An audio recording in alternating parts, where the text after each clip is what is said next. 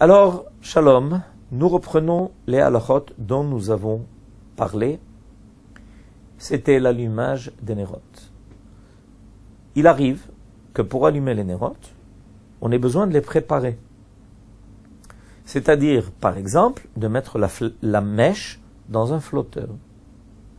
Ou par exemple, de prendre des bougies de paraffine et de les coller.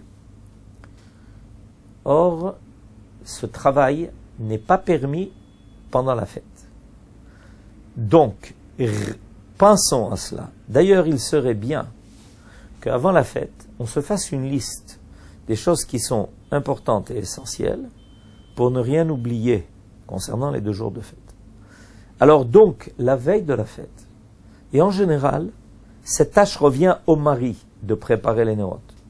Il aura soin de préparer 2 couples de néroth qui seront déjà prêtes, et pour le premier jour, et aussi pour le deuxième jour, afin d'être à la disposition de sa femme, qui trouvera les néroth toutes prêtes quand elle voudra les allumer le deuxième jour, une fois que le premier jour s'est terminé, à la tombée de la nuit. Il en est de même si on a des bougies à coller. On ne peut pas les coller pendant Yom Tov.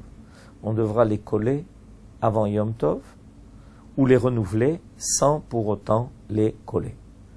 À bientôt pour la prochaine halakha.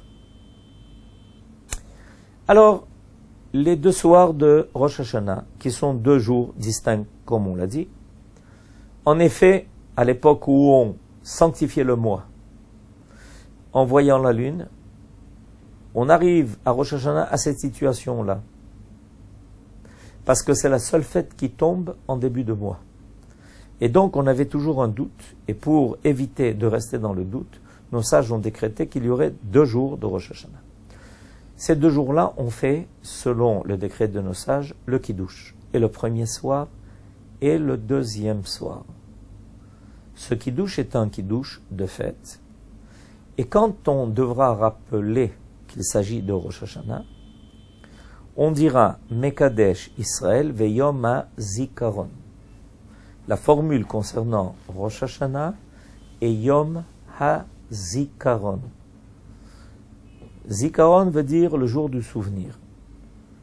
De quel souvenir s'agit-il? Nous en parlerons la prochaine fois.